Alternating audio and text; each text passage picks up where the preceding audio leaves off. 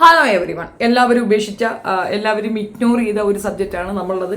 ഇതിനകത്ത് ഈ പ്രത്യേകിച്ചൊന്നും എടുത്തു പറയാനില്ല, എല്ലാവരും പറഞ്ഞ കാര്യങ്ങളൊക്കെ തന്നെ ആയിരിക്കും. പക്ഷെ ഇപ്പോൾ റീസെൻ്റ്ലി ഒരു പോസ്റ്റ് റോബിൻ്റെത് കണ്ടപ്പോൾ എനിക്ക് തോന്നി ഒന്ന് സംസാരിക്കണമെന്ന്. എനിക്ക് വന്ന കുറേ കമൻസ് ഉണ്ട് കഴിഞ്ഞ വീഡിയോയ്ക്കകത്ത്. അതുകൊണ്ട് തന്നെയാണ് ഞാനിത് സ്റ്റോപ്പ് ചെയ്ത് വെച്ചത്. കാരണം എൻ്റെ സബ്സ്ക്രൈബേഴ്സ് അല്ലെങ്കിൽ എൻ്റെ വ്യൂവേഴ്സ് മനസ്സിലാക്കിയ ഒരു കാര്യം, എനിക്ക് അമിതമായ വാത്സല്യവും സ്നേഹവും തുളുമ്പുന്ന വാക്കുകളാണ് റോബിനെ പറ്റി പറയുമ്പോഴെന്നാണ് പറഞ്ഞിട്ടുണ്ടായിരുന്നത്. ചിലപ്പോൾ അതൊരു ട്രൂത്ത് ആയിരിക്കാം. നമുക്ക് ഓൺസ് ഒരാൾ സൗഹൃദത്തിലായി കഴിഞ്ഞാൽ അയാളെ പറ്റി മോശം പറയാൻ ഭയങ്കര ബുദ്ധിമുട്ടായിരിക്കും. അപ്പോൾ എന്ത് ചെയ്യണം, നമ്മൾ സ്കിപ്പ് ചെയ്യുക. അല്ലാണ്ട് അയാൾക്ക് അങ്ങനെ ഒരു ഇപ്പോൾ സോഷ്യൽ മീഡിയയിൽ അങ്ങനെ നിൽക്കുന്നു എന്നാൽ നമുക്കും കൂടെ എടുത്തു വെച്ച് ഊക്കാം, അങ്ങനെയല്ല.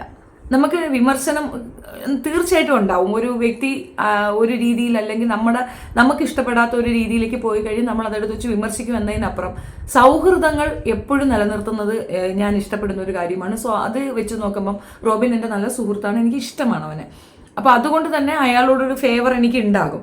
പക്ഷേ വേദലക്ഷ്മിയുടെ ആറ്റിറ്റ്യൂഡും ക്യാരക്ടറും ഇഷ്ടമാണ്, തർക്കമൊന്നുമില്ല. ഞാൻ വേദലക്ഷ്മിയെ കണ്ടിട്ടില്ല, സംസാരിച്ചിട്ടില്ല. പക്ഷെ റോബിനുമായിട്ട് ഞാൻ കണ്ടിട്ടുണ്ട്, ഇടപഴകിയിട്ടുണ്ട്. അപ്പോൾ എനിക്കറിയാം ഇപ്പോഴുള്ളൊരു അവസ്ഥ. ഇപ്പോൾ അവൻ്റെ ഒരു ഫിനാൻഷ്യൽ ഇഷ്യൂസിൻ്റെയൊക്കെ ഒരു ബേസ് ചെയ്തിട്ട് നടക്കുന്ന ഒരു സംഗതി.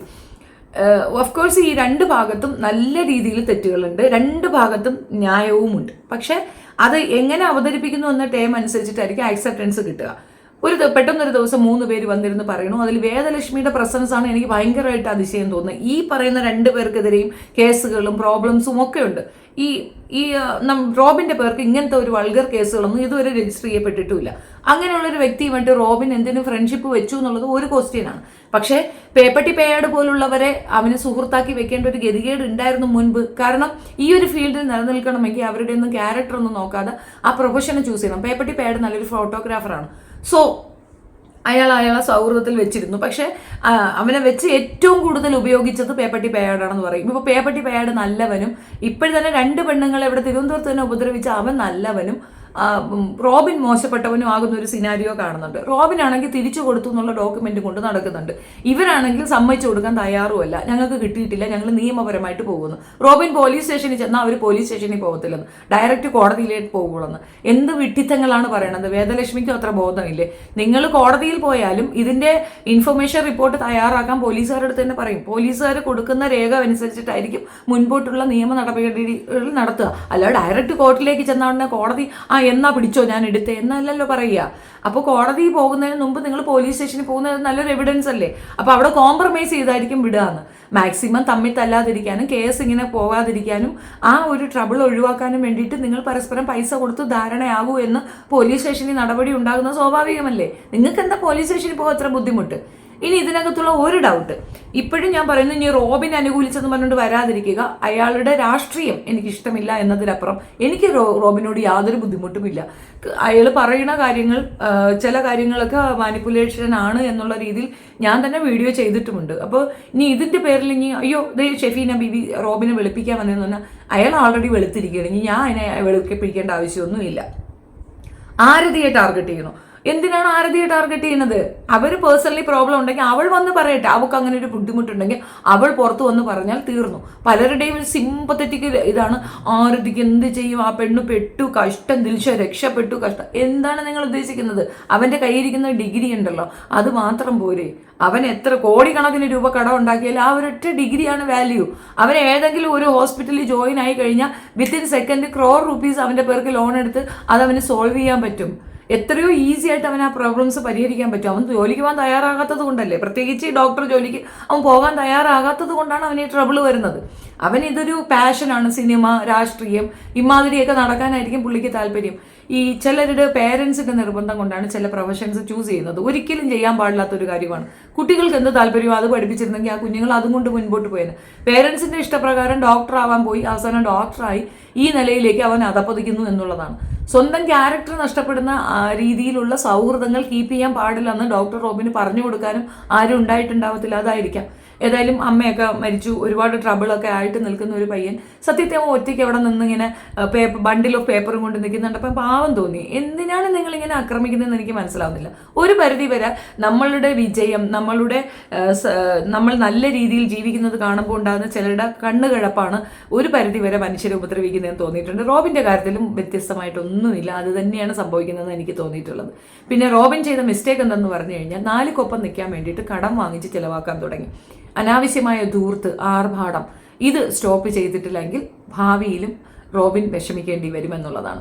നമ്മൾ എപ്പോഴും എന്തെന്നറിയാം, മിതത്വം പാലിച്ചു കഴിഞ്ഞാൽ നമുക്ക് സ്വസ്ഥമായി ജീവിച്ചു പോകാൻ പറ്റും. മറ്റുള്ളവർ എന്ത് കാണിക്കുന്നു, അവർക്കൊപ്പം നടക്കണം, അവർക്കൊപ്പം പോകണമെന്നുള്ള ഓഡി കാറിൽ പോയാലും ഓൾട്ടോ കാറിൽ പോയാലും നമുക്കാണ് വാല്യൂ എന്ന് ചിന്തിക്കുന്നിടത്ത് പ്രശ്നം പരിഹരിക്കപ്പെടും. റോബിൻ എന്ന വ്യക്തിക്ക് അയാളുടെ മൂല്യം അറിയില്ല, അതാണ് മെയിൻ പ്രോബ്ലം. അയാൾ ഓഡിയിൽ വന്ന് ഇറങ്ങിയാൽ അയാൾക്ക് മൂല്യമുള്ളതെന്ന് അയാൾ ചിന്തിക്കുകയാണ് ചെയ്യുന്നത്. അയാൾ ഒരു ഓൾട്ടോ കാറിൽ വന്ന് ഇറങ്ങിയാലും അയാൾക്ക് ആ മൂല്യം ഉണ്ടാവും. Because Robin is Robin. അല്ലാണ്ട് ആൾട്ടോയിൽ ഇരുന്നത് കൊണ്ട് അയാൾക്ക് എന്തെങ്കിലും മൂല്യവർദ്ധന ഉണ്ടാവുമെന്നോ മറ്റേ വലിയ വണ്ടിക്കകത്തിരുന്നത് കൊണ്ട് പിന്നെ മൂല്യം ഭയങ്കരമായിട്ട് ഉയരുന്നു ഒന്നുമില്ല.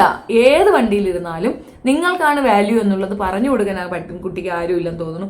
അതുകൊണ്ടാണ് ഈ ട്രബിളിലൊക്കെ വരുന്നത്. ഇനി വേദലക്ഷ്മിയുടെ വിഷയം എടുക്കാം. വേദലക്ഷ്മി മുഴുക്ക ഫേക്കായിട്ടാണ് ഈ ഒരു വിഷയത്തെ എനിക്ക് തോന്നിയിട്ടുള്ളത്. കാരണം പറഞ്ഞുതരാം. എപ്പോഴും പറയുന്നു ജോലി ചെയ്ത് ജീവിക്കും, ജോലി ചെയ്ത്. എന്താ രാഷ്ട്രീയം ഒരു ജോലിയായിട്ട് നീ അംഗീകരിക്കുന്നില്ലേ? എങ്കിൽ പിന്നെ മുഖ്യമന്ത്രിയുടെ അടുത്ത് പോയി പറ നിങ്ങൾ ജോലി ചെയ്ത് ജീവിക്കാൻ. പിണറായി വിജയൻ്റെ അടുത്ത് പോയി പറയൂ ജോലി ചെയ്ത് ജീവിക്കാൻ. രാഹുൽ ഗാന്ധിയുടെ അടുത്ത് പറയൂ ജോലി ചെയ്ത് ജീവിക്കാൻ. എന്തേ അതൊന്നും പറ്റാത്തത്? അവർക്ക് എങ്ങനെ സർവൈവ് ചെയ്യുന്നു? എങ്ങനെയാണ് അവരൊക്കെ ജീവിക്കുന്നത്? ഇവിടെ എമ്പാടും പൊളിറ്റീഷ്യൻസ് ഉണ്ട്, അവർക്കൊക്കെ ജോലിയില്ലേ? അതെന്താ വേദലക്ഷ്മി അങ്ങനെ ഒരു നരേഷൻ പറയണേ? ഡോക്ടർ ആയതുകൊണ്ട് ഡോക്ടറായിട്ട് തന്നെ ജോലി ചെയ്യണമെന്നുണ്ടോ? ഇവിടെ ഒത്തിരി പിന്നെ വക്കീലന്മാരാണ് ഇവിടെ രാഷ്ട്രീയത്തിൽ ഇറങ്ങിക്കുന്നത്. അവർക്ക് കോടതി പോയാൽ പോരെ? അവരെന്തിനാ ആ പ്രൊഫഷൻ ചൂസ് ചെയ്യുന്നത്? ഡിഗ്രി അവരുടെ ഒരു ഡെസിഗ്നേഷൻ അല്ല, അവർക്ക് ഒരു ഡിഗ്നിറ്റി വാങ്ങി കൊടുക്കും എന്നതിനപ്പുറം ആ ഡിഗ്രിക്ക് കിട്ടിയ അതേ ജോലി തന്നെ ചെയ്യണം. എത്ര ടീച്ചർമാരുണ്ട്, നല്ല എഴുത്തുകാരുണ്ട്, ടീച്ചേഴ്സ് ആയിരിക്കും മെയിനായിട്ട്. അവർക്ക് ടീച്ചർ ജോലി ചെയ്ത് അവരെന്താ റൈറ്റപ്സ് ഒക്കെ ചെയ്യുന്നത്? അതവരുടെ പ്രൊഫഷനാണോ? ഓരോരുത്തർക്കും ഓരോ ചോയ്സ് ഉണ്ടാകും, ഓരോ താല്പര്യമില്ല. അതൊക്കെ വേദലക്ഷ്മി ഒരാൾ പഠിക്കണോ ജോലി ചെയ്യണോ എന്നൊക്കെ വേദലക്ഷ്മിയാണോ നിശ്ചയിക്കുന്നത്? അതെന്തിനാ അങ്ങനെയൊക്കെ പറയുന്നത്? അതേപോലെ സെയിം പ്രൊഫഷൻ തന്നെയാണ് വേദലക്ഷ്മിയുടെയും. വേദലക്ഷ്മി ഷൂട്ടിന് പോകുന്നു എന്ന് പറയും. ആ ഷൂട്ട് എന്താ റോബിൻ ചെയ്താൽ പറ്റത്തില്ലേ? വേദലക്ഷ്മി എന്ത് പഠിച്ചോ അതിൽ പോ, ആ ജോലിക്ക് പോ. അതൊക്കെ ഒരുമാതിരി ധാർഷ്ട്യവും അഹങ്കാരം പോലെയാണ് എനിക്ക് ഫീൽ ചെയ്തത്. വേദലക്ഷ്മിയുടെ ഒരു റെസ്പെക്റ്റ് ഉണ്ടായിരുന്നു. ഈ ഒരു വിഷയം വന്ന് ഒരാളെ തകർക്കാൻ വേണ്ടി ഇങ്ങനെ നിൽക്കുന്നത് കാണുമ്പോൾ സത്യം പറഞ്ഞാൽ പുച്ഛം, അറപ്പും വെറുപ്പും തോന്നുന്നു. പിന്നെ അവരുടെ ഫാമിലി ലൈഫിലേക്കൊക്കെ ഒരുപാടൊക്കെ കയറി അഭിപ്രായം പറയുന്നു. ആരതിക്ക് പറയാനുള്ളത് ആരതി പറയട്ടെ. ആരതിക്ക് നാക്കില്ലേ? ആരതിക്ക് കുടുംബക്കാരില്ലേ? അവർക്കറിയാമല്ലോ. കെട്ടിച്ചു കൊടുത്ത പയ്യൻ ഇങ്ങനെ ഒരു കടക്കാരനായതുകൊണ്ട് അവനെ കളയണമെന്നാണോ? അല്ല അവനെ വേണ്ടാന്ന് വെക്കണമെന്നാണോ? ആരതിക്ക് അത്യാവശ്യം ഫിനാൻഷ്യലി നല്ല സപ്പോർട്ടുള്ള ആസ്തിയുള്ള കുടുംബം തന്നെയാണ്. അവർ സപ്പോർട്ട് ഇനി ചെയ്തില്ലെന്ന് വെക്കട്ടെ, അവർ രണ്ടുപേരും ഏണിംഗ് മെമ്പേഴ്സ് അല്ലേ. അവൾക്ക് അവളുടേതായ ഒരു ബ്രാൻഡ് ഉണ്ട്, അവൾ അതിനകത്തുനിന്ന് അത്യാവശ്യം വർക്ക് ഉണ്ട്, അവൾ സ്വസ്ഥമായിട്ട് ജീവിച്ചു പോകുന്നുണ്ട്. ഇതൊക്കെ ഈ കടങ്ങളൊക്കെ വീട്ടാൻ പറ്റിയ സൊല്യൂഷൻസ് ഇവിടെ എക്സിസ്റ്റ് ചെയ്യുന്ന ഒരു സാഹചര്യത്തിൽ ഒരാളെ വ്യക്തി അധിക്ഷേപം ചെയ്യാൻ വേണ്ടിയിട്ട് മാത്രം ഈ ഒരു ഫിനാൻഷ്യൽ ഇതും കൊണ്ടുവരിക. ആ പയ്യൻ എൻ്റെ എവിഡൻസ് ഉണ്ട്, ഞാൻ കൊടുത്തതിന് തെളിവുണ്ടെന്ന് പറഞ്ഞുകൊണ്ട് നിൽക്കുമ്പോൾ അത് സമ്മതിച്ചു കൊടുക്കാതിരിക്കുക. ഞാൻ അങ്ങനെ കൊടുത്തു ഇങ്ങനെ കൊടുത്തു എന്ന് പേഴ്സണൽ ആയിട്ട് സംസാരിച്ച കാര്യങ്ങൾ എടുത്ത് പബ്ലിക്കിലിട്ട് അവനെ നാണം കെടുത്താൻ ശ്രമിക്കുക. അവൻ തൊഴുകയും ചക്കരയും മുത്തേ കൊഞ്ചെന്നൊക്കെ പറയുന്നത് കേൾക്കുമ്പോൾ പലരും പറയുന്നതായിട്ട് മാനിപ്പുലേഷൻ കിങ് എന്ന്. ഒരാളുടെ അടുത്ത് പൈസ ചോദിക്കുമ്പോൾ എവിടാ പന്ന മോനെ പൈസ ആടാ എന്ന് പറയാൻ പറ്റുമോ? പ്ലീസ് ഒന്ന് സപ്പോർട്ട് ചെയ്യും, പ്ലീസ് ഒന്ന്, അങ്ങനെയല്ലേ പറയാൻ പറ്റുള്ളൂ. എനിക്കറിയില്ല, അങ്ങനെയൊക്കെ തന്നെയല്ലേ ചോദിക്കുക. അതൊരു കുറ്റമാണോ? ഈ പറയുന്ന ടീമുകൾ, ആ ഇരുന്ന 3 പേരും എന്തിനവന് ഇത്രയും പൈസ കൊടുക്കുന്നു? നമ്മൾ ഒരാൾക്ക് ഒരു 10,000 രൂപ കൊടുക്കുന്നു, പോട്ടെ 1,00,000 രൂപ കൊടുക്കുന്നു, അയാൾ അത് തിരിച്ചു തരാൻ സാധ്യതയില്ലെന്ന് കണ്ടാൽ അടുത്ത് ചോദിക്കുമ്പോൾ നമ്മൾ എക്സ്ക്യൂസ് പറയും. നമുക്ക് ഇത്രയും പൈസയൊന്നും കൊടുക്കാനില്ല, അല്ലെങ്കിൽ അത് കിട്ടത്തില്ല എന്ന് ബോധ്യപ്പെട്ടാൽ നമുക്കൊരു ക്ലവർനെസ് ഇല്ലേ? 40 ലക്ഷം, 25 ലക്ഷം, 11 ലക്ഷം. വേദലക്ഷ്മി പറയണേ ഞാൻ 8 ലക്ഷം കൊടുത്തു എന്ന് പറയുന്നു. ആ ഒന്നും ടാലി ആകുന്നില്ല. കോമൺ സെൻസ് ഉള്ളവർക്ക് മനസ്സിലാകും. റോബിന്റെ പൊളിറ്റിക്സ് ശരിയല്ല എന്നുള്ളത് ഞാൻ സമ്മതിക്കുന്നു. ആ ഒരു രാഷ്ട്രീയത്തിന് ഞാൻ യോജിക്കുന്നില്ല.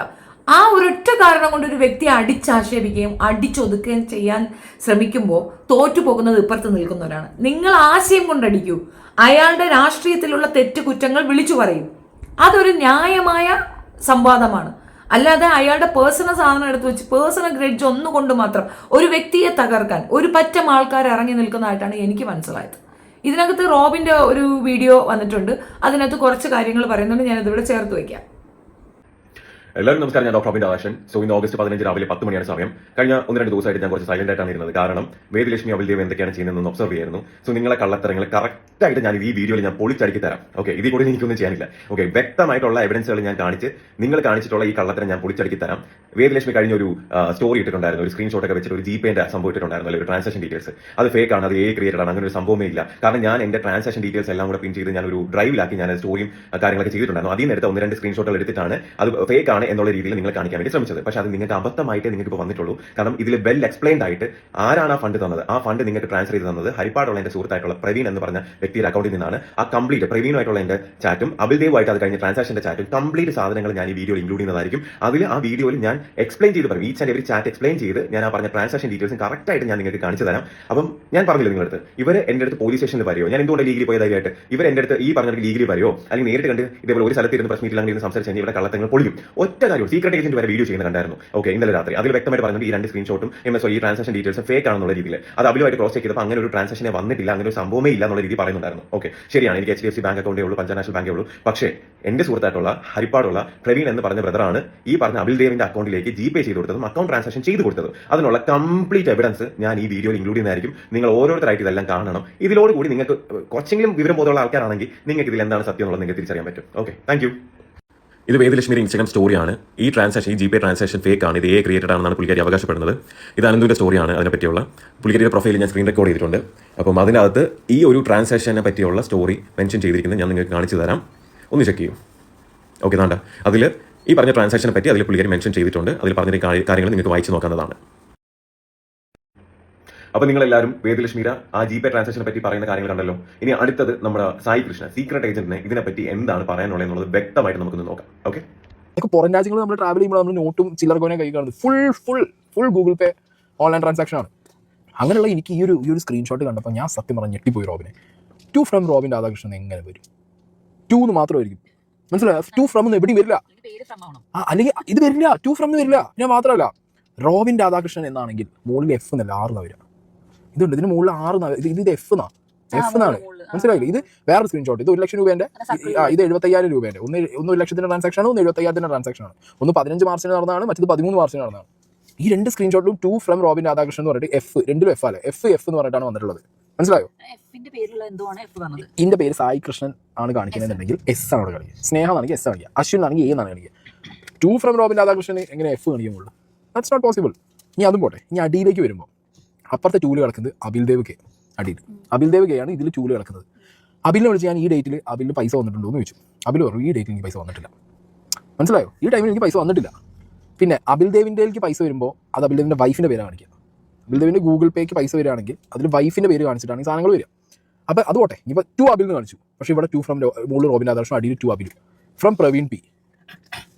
മനസ്സിലായോ? ഫ്രം വരുന്നത് പ്രവീൺ പി, 2 അടിയിൽ ഫ്രമും 2 വേറെ 2 ആൾക്കാർ, മുകളിൽ 2 ഫ്രം ഡോക്ടർ റോബിൻ രാധാകൃഷ്ണൻ. ഇത് ഏത് ഗൂഗിൾ പേ?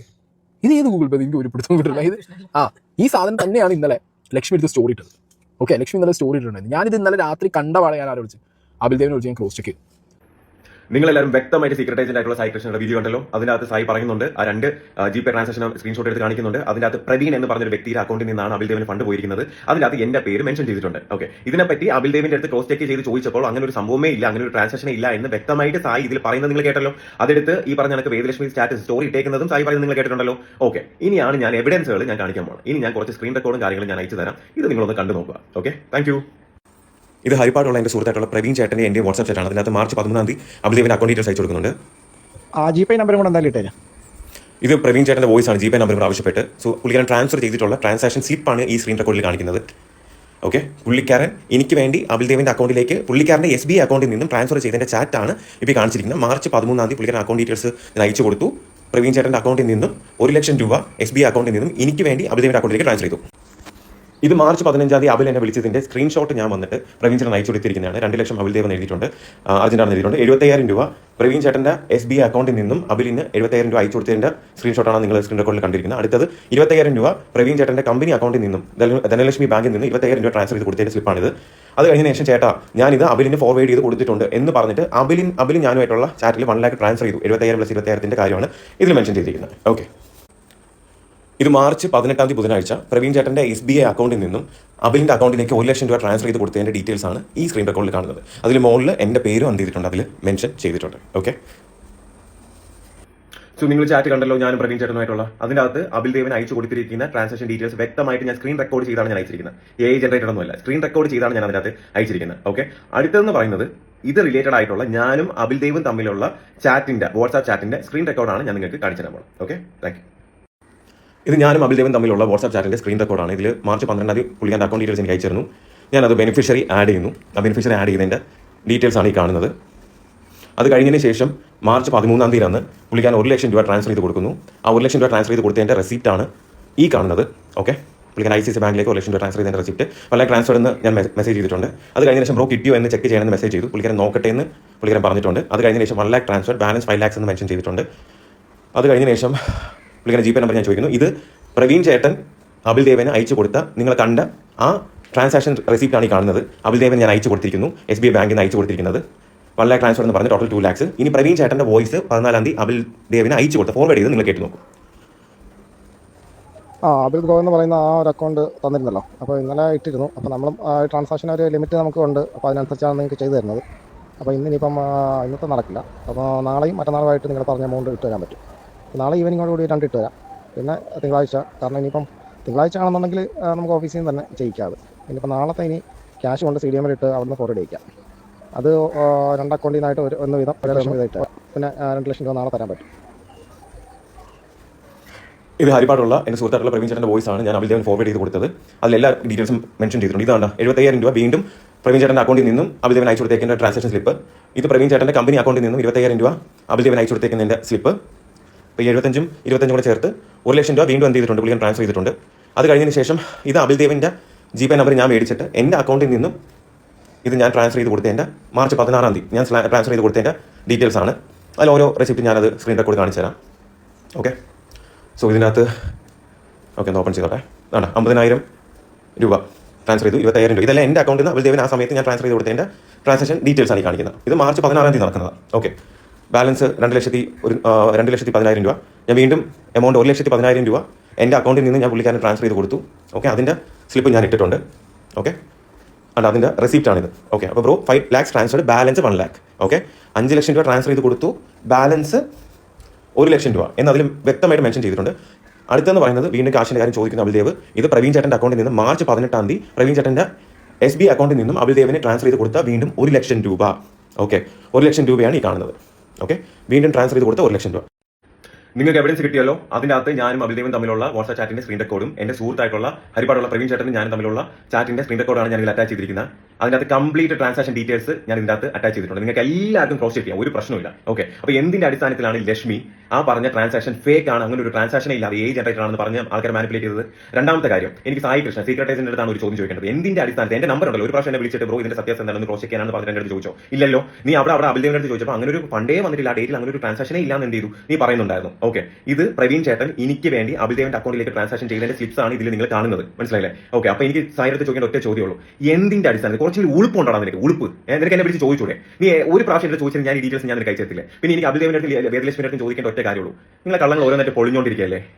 ഇപ്പൊ തന്നെ ഞാൻ എവിഡൻസ് എന്ത് ചെയ്തു കാണിച്ചില്ലേ? നിങ്ങൾ സത്യസന്ധനാണ്, സിൻസിയർ ആണെങ്കിൽ പാലവരട്ടം പോലീസ് സ്റ്റേഷനിൽ വാ, നിങ്ങൾക്ക് കാണിക്കാനുള്ള എവിഡൻസ് നിങ്ങൾ കാണിക്കൂ, എനിക്ക് കാണിക്കാനുള്ള എവിഡൻസ് ഞാൻ കാണിക്കാം. ആരുടെ ഭാഗത്ത് ശരി എന്നുള്ളത് സത്യം ചെയ്യിക്കട്ടെ, അത്രേ ഉള്ളൂ. നമുക്ക് നിയമവും കാര്യങ്ങളൊക്കെ ഉള്ളില്ലേ? എന്തുകൊണ്ട് നിങ്ങൾ പറഞ്ഞില്ല ഞാൻ വരാൻ വില്ലിങ്ങാണ്? ഓക്കെ, ഇപ്പൊ നിങ്ങളെ കള്ളം പൊളിഞ്ഞോ? നിങ്ങൾ സ്റ്റോറി ഇട്ടാൽ നിങ്ങൾ ഈ പറഞ്ഞ ട്രാൻസാക്ഷൻ ഫേക്ക് ആണെന്നുള്ള സ്റ്റോറി നിങ്ങൾ പൊളിഞ്ഞോ? ഇതേപോലെ നിങ്ങളുടെ ഓരോ കാര്യങ്ങളും പൊളിക്കാൻ എന്നെ കൊണ്ട് പറ്റും. മനസ്സിലായില്ല? പക്ഷേ ഞാൻ നിയമത്തിന്റെ മുന്നിലേ ഞാൻ പോകുന്നുള്ളൂ. ഇതേപോലെ സത്യം പറഞ്ഞ ഈ പറഞ്ഞ ചാറ്റ് നിർത്തിയാൽ എനിക്ക് താല്പര്യമില്ല. പക്ഷേ ഇതേപോലെ മൊത്തത്തിൽ കിടന്ന് കറങ്ങുന്നുണ്ട് ഞാൻ പറഞ്ഞത്. ഇത് കാണുന്ന ഓരോ യൂട്യൂബേഴ്സും ഞാൻ ഈ പറഞ്ഞ കാര്യങ്ങൾ ക്രോസ് ചെക്ക് ചെയ്യുക. നിങ്ങൾക്ക് ജെന്യൂൻ ആണെന്ന് തോന്നുന്നുണ്ടെങ്കിൽ നിങ്ങൾ ഓഡിയൻസിലേക്ക് എത്തിക്കുക. Thank you. ഇത് പുള്ളിക്കാരന്റെ എക്സ്പ്ലനേഷൻ ആണ്. ഞാനിത് ഇവിടെ ഷെയർ ചെയ്തെന്നേ ഉള്ളൂ. നിങ്ങളൊക്കെ കണ്ടു കാണും, റോബിന്റെ ഇത് കാണുകയാണെങ്കിൽ കണ്ടു കാണുമെന്ന് ഞാൻ വിചാരിക്കുന്നു. എനിക്കിതിനകത്ത് മനസ്സിലായ ഒരു കാര്യം ഉണ്ടെന്ന് അറിയാമോ? ഈ പറഞ്ഞ വലിയൊരു വൻ തുക അവരുടെ കയ്യിൽ നിന്ന് കളക്ട് ചെയ്യേണ്ട ഒരു സാഹചര്യം വന്നത് വിവാഹവും അതിനോടനുബന്ധിച്ച് നടന്ന കുറച്ചതാണ്.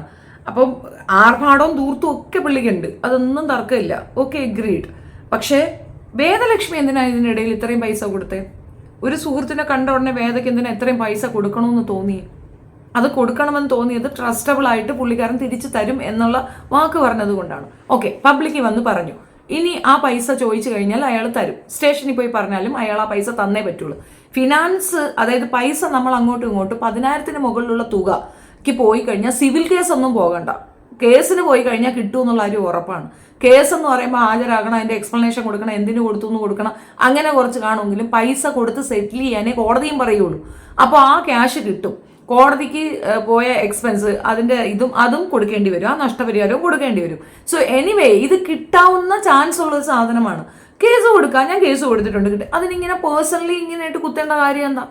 വേദയ്ക്ക് ഒരു അക്സെപ്റ്റൻസ് ഉണ്ട്, വേദ സ്ട്രോങ് ആയിട്ട് കാര്യങ്ങൾ അവതരിപ്പിക്കുന്നുണ്ട്. അതിനൊരു അക്സെപ്റ്റൻസ് ഉള്ളത് കൊണ്ട് വേദയെ അവിടെ ടൂളായിട്ട് അവന്മാർ ഉപയോഗിക്കുന്നതായിട്ടാണ് എനിക്ക് ഫീൽ ചെയ്തത്.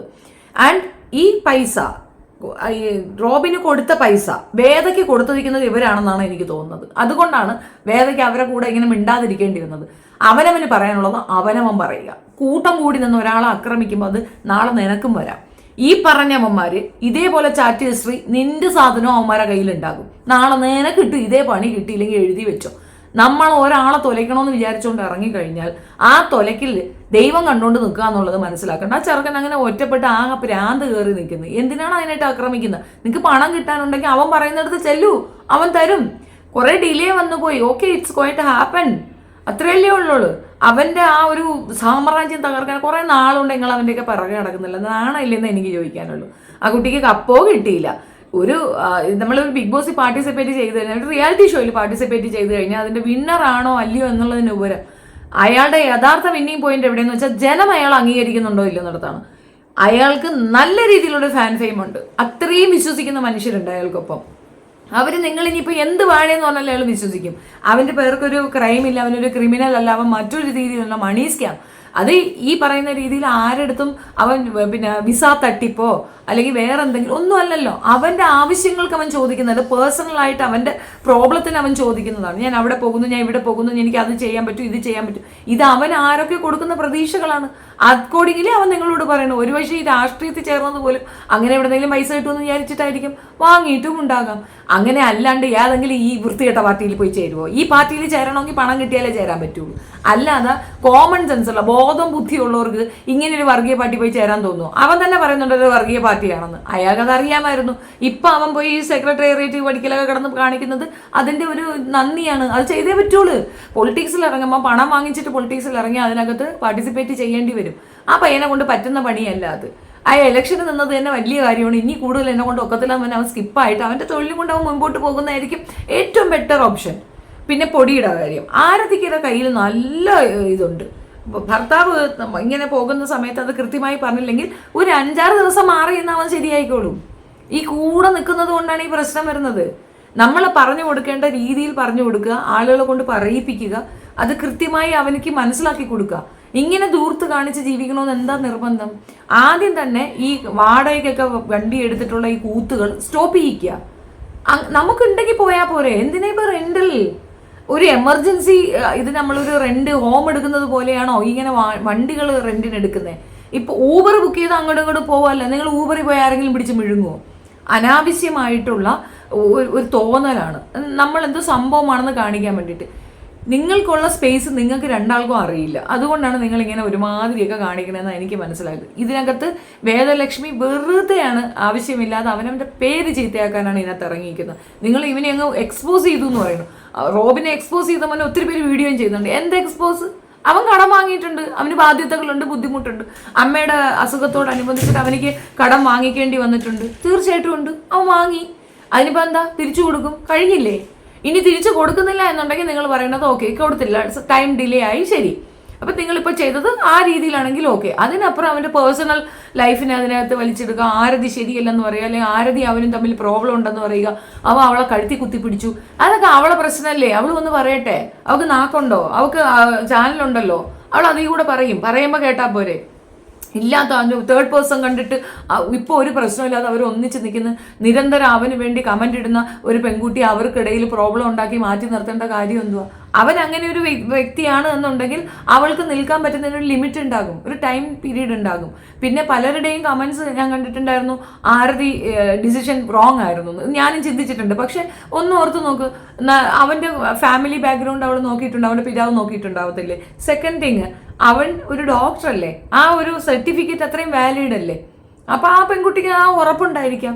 പിന്നെ ഒരു ക്യാപ്ഷൻ ഞാൻ കണ്ടിരുന്നു, എനിക്കത് ആരതിയോട് ഭയങ്കര ദേഷ്യം തോന്നിയ ഒരു കാര്യമാണ്. എവിടെയെങ്കിലും കുറച്ച് ദിവസം ഇതെല്ലാം വിട്ടിട്ട് ദൂരെ എവിടെയെങ്കിലും പോയി നിൽക്കണം എന്ന് തോന്നുന്നു, റിസോർട്ടിൽ പോയി നിൽക്കണം. അവനവന് അച്ചടക്കം ഇല്ലാത്തത് കൊണ്ടാണ് ഭർത്താവ് ഇങ്ങനെ ബുദ്ധിമുട്ടുന്നത്. സാമ്പത്തിക അച്ചടക്കം വേണ്ടത് പെണ്ണുങ്ങൾക്കാണ് ആദ്യം. ആ അച്ചടക്കം ഇല്ലായ്മ കൊണ്ടാണ് ഈ പ്രശ്നം വരുന്നത്. നിങ്ങളിങ്ങനെ ദൂർത്തും ആർഭാടവും കാണിക്കുമ്പോൾ പൈസ കിട്ടാനുള്ളവർക്ക് കലി ഇളകും, സ്വാഭാവികമാണ്. അപ്പൊ ആദ്യം അവനവന് സെൽഫായിട്ടൊരു അച്ചടക്കം വരണം. അതില്ലാത്തത് കൊണ്ടാണ്. അപ്പൊ ഈ ബോത്ത് സൈഡിൽ പ്രോബ്ലം സോൾവ് ചെയ്യാനുള്ള ഈസി വേ നോക്കുക. പിന്നെ ഇതിനകത്ത് അഡമൻ്റായിട്ട് ഉറച്ചു നിൽക്കുമ്പോൾ എനിക്ക് തോന്നുന്നത് ഏകദേശം ശരിയാണെന്നാണ്. പിന്നെ ആ ഒരു പോയിന്റിൽ ഈ ഒരു തലത്തിൽ എന്നുള്ള കമന്റ്സും അതിനെ എടുത്തു വെച്ചിട്ട് വീഡിയോ ചെയ്യുന്നവർക്ക് അതൊരു കണ്ടന്റ് മാത്രമാണെന്ന് മനസ്സിലാക്കുക. നാളിതുവരെ പലരെയും ടാർഗറ്റ് ചെയ്തിട്ടുണ്ട്. എവിടെയെങ്കിലും എത്തിയിട്ടുണ്ടോ? എന്തെങ്കിലും ഒരു ക്ലിയർ എവിഡൻസ് കൊണ്ടാണോ വരുന്നത്? കൊണ്ടുവരുന്നത് ഫേക്കാണ് എന്ന് പറഞ്ഞുകൊണ്ട് അലറാനല്ലാതെ വേറെ എന്തെങ്കിലും പ്രയോജനമുണ്ടോ? അപ്പൊ അത് അവരുടെ തൊഴിലാണെന്ന് കരുതി അവരെ അങ്ങ് ഇഗ്നോർ ചെയ്യുക. അവരവിടെ ഇരുന്ന് പറയട്ടെ. നിങ്ങൾ ഈ പേയ്മെന്റ് തിരിച്ചു കൊടുക്കാനുള്ള സൊല്യൂഷൻസ് കാണുക. ഇപ്പം എൻ്റെ ഒരു അറിവിൽ ഒരു ബൊട്ടിക്യൂ നടത്തുകയാണെന്നുണ്ടെങ്കിൽ അത്യാവശ്യം ബാങ്ക് വിശ്വസിക്കും. സെക്കൻഡ് തിങ്, അവൻ്റെ ജോലി എവിടെയെങ്കിലും ഒരിടത്ത് ജോയിൻ ചെയ്താൽ അപ്പോഴും ബാങ്ക് വിശ്വസിക്കും. Because you are having A job. So ഇത് രണ്ടും കൂടെ ടാലി ചെയ്തിട്ട് രണ്ടിടത്തു നിന്ന് എടുക്കാവുന്ന മാക്സിമം എടുത്ത് ഇത് കൊടുത്ത് ക്ലിയർ ചെയ്യുക. അത്രയേ ഉള്ളൂ. പൈസ കൊടുത്ത് ക്ലിയർ ചെയ്യുക. ഞാൻ എല്ലാവരുടെ പേയ്മെന്റ് സെറ്റിൽ ചെയ്തിട്ടുണ്ടെന്ന് പറഞ്ഞിട്ട് വീഡിയോ ഇടുക ആൻഡ് ക്ലോസ് ഇറ്റ്. ആ മാറ്റർ എവിടെ ഫിനിഷ്. അത്രയേ ഉള്ളൂ. വേറെ നിങ്ങളൊരു പെണ്ണ് പിടിയനാണെന്നോ അല്ലെങ്കിൽ വേറെ വെറും വൃത്തികെട്ടവനാണെന്നോ അങ്ങനെയൊന്നും പറയാനുള്ള ഒരു സാധനം അവിടെ ഇല്ലല്ലോ. പിന്നെ നിങ്ങൾ എന്തോ അയാളെ മോശം പറഞ്ഞു, വേദലക്ഷ്മി മോശം പറഞ്ഞു എന്ന് പറയുന്നുണ്ട്. അപ്പൊ അതിനെതിരെ അവർ കേസും കൊടുത്തിട്ടുണ്ട്. അത്രയേ ഉള്ളൂ. അത് അങ്ങോട്ടും ഇങ്ങോട്ടുള്ള വാക്ക് തർക്കത്തിൽ നടന്നതാണ്. ഈ വേദലക്ഷ്മിക്ക് എങ്ങനെ ഈ റോബിനെ അറിയാം? അപ്പോൾ റോബിൻ നിങ്ങൾക്ക് ഫ്രീ ഓഫ് കോസ്റ്റിൽ സപ്പോർട്ട് ചെയ്യണമെന്നാണോ? ഇവിടെ PR വാങ്ങിച്ച് 17 ലക്ഷം രൂപ കൊടുത്തിട്ടാണ് അനുമോൾക്ക് PR കിട്ടിയത്. നീ 8 കൊടുത്തോളെങ്കിൽ അത് കുറവല്ലേ? അത് റോബിനെ പോലെ ഒരാള്, റോബിൻ നിന്നുകൊണ്ട് ഇന്നയാളെ വിജയിപ്പിക്കണമെന്ന് പറഞ്ഞാൽ ജയിക്കുന്ന ഒരു അവസ്ഥ ഉണ്ട്. ഇപ്പോഴില്ല, അന്നുണ്ട്. അന്ന് റോബിൻ നിന്നുകൊണ്ട് പറയണ ഇന്ന ആളെ നിങ്ങൾ ജയിപ്പിക്കണമെന്ന് പറഞ്ഞാൽ അന്ന് കണ്ണുടച്ച് വോട്ടിടുന്ന ആൾക്കാരുണ്ട്. റോബിന് അത്രത്തോളം സപ്പോർട്ടേഴ്സ് ഉണ്ട്. ആ സമയത്ത് അവന്റെ ആ സപ്പോർട്ട് കൊള്ളാമായിരുന്നു. പൈസ ഉറി മര്യാദയ്ക്ക് അതല്ലേ ചെയ്യേണ്ടത്. എനിക്കിത് കണ്ടിട്ട് സത്യമായിട്ട് എന്തോ പോലെ ഫീൽ ചെയ്യുന്നു. ആ ചെക്കനെ ഇങ്ങോട്ട് പിച്ച് കീറുന്നതായിട്ടാണ് എനിക്ക് തോന്നുന്നത്. അവന്റെ പൊളിറ്റിക്സ് ഇഷ്ടമില്ലാത്തവരുണ്ടായിരിക്കും അവർക്ക് സപ്പോർട്ട് പറയാനായിട്ട്. പക്ഷെ അപ്പാർട്ട് ഫ്രം ദാറ്റ് മനസാക്ഷി വെച്ച് നിങ്ങളൊന്ന് ആലോചിച്ച് നോക്കൂ. ഒരു വ്യക്തി പണം കടം കൊടുക്കാനുണ്ട് എന്ന് പറഞ്ഞുകൊണ്ട് അയാളുടെ പേഴ്സണൽ ലൈഫിൽ കയറുക, ആ കൊച്ചിൻ്റെ അടുത്ത് ബ്രെയിൻ വാഷ് ചെയ്യാനുള്ള കാര്യങ്ങൾ ഇട്ട് കൊടുക്കുക, അല്ലെങ്കിൽ അവർ തമ്മിലുള്ള പേഴ്സണൽ പ്രോബ്ലംസ് എടുത്ത് പബ്ലിക്കിന് ഇട്ട് കൊടുക്കുക. ഇങ്ങനെയൊക്കെ ചെയ്യുമ്പോൾ നിങ്ങളുടെ പൈസ കിട്ടുമോ? എനിക്കറിയത്തില്ല. പൈസ വേണമെന്നുള്ളൊരു സ്റ്റേഷനിലേക്ക് പോവുക. പോലീസ് സ്റ്റേഷൻ അതിനാണ് വെച്ചിരിക്കുന്നത്, കോടതികൾ അതിനാണ്. അവിടെ പോവുക. നിങ്ങൾ ഒരാൾക്ക് പൈസ കൊടുക്കുമ്പോൾ അത് തിരിച്ച് കിട്ടില്ല എന്ന് ബോധ്യപ്പെടുന്ന ഒരാളാണെങ്കിൽ കോൺസ്റ്റന്റ്ലി നിങ്ങൾ പൈസ കൊടുക്കൂ. ഇത്രയും പൈസയൊക്കെ കൊടുക്കാനും മാത്രം എന്ത് റിലേഷൻഷിപ്പ്? അയാൾ നടത്തുന്ന ഈവന്റ് മാനേജ്മെന്റ് ആണ്. അവിടേക്ക് റോബിനെ കൊണ്ടുവരാൻ അയാൾ പലർക്കും പ്രോമിസും കൊടുത്തിട്ടുണ്ടാവും. നന്നായിട്ട് ഈ കുട്ടീനെ ഉപയോഗിച്ചിട്ടുണ്ട് എന്നുള്ളത് സത്യമാണ്. പക്ഷെ അതിന് യഥാർത്ഥ രീതിയിൽ ഡിമാൻഡ് ചെയ്യാൻ അവനെ കൊണ്ട് പറ്റാത്ത പൈസ അവൻ കടം എന്ന രീതിയിൽ പൈസ വാങ്ങിയത് കൊണ്ടാണ്. ഒരു സ്ഥലത്തേക്ക് അവനെ ഇൻവൈറ്റ് ചെയ്താൽ ഒരു ഇത് ചെയ്ത് കഴിഞ്ഞാൽ 10 ലക്ഷം രൂപ 5 ലക്ഷം രൂപയൊക്കെ ചോദിച്ചാൽ കൊടുത്തേ പറ്റുള്ളൂ. അത്രയും സ്റ്റാർ വാല്യൂ ഉള്ള ഒരാൾ തന്നെയാണ് റോബിൻ. പക്ഷെ റോബിൻ അത് അറിയത്തില്ല. അതാണ് പ്രശ്നം. എനിവേ, എൻ്റെ ഒരു അഭിപ്രായമാണിത്. ഇതിന്റെ പേര് എന്നെ പൊങ്കാലിടാൻ ആരും കയറണ്ട. എൻ്റെ പേഴ്സണൽ അഭിപ്രായമാണ് ഞാൻ പറഞ്ഞത്. ഇത് കണ്ടപ്പോൾ പറയണമെന്ന് തോന്നിയത് കൊണ്ട് മാത്രം ചെയ്ത വീഡിയോ ആണ്. നന്ദി.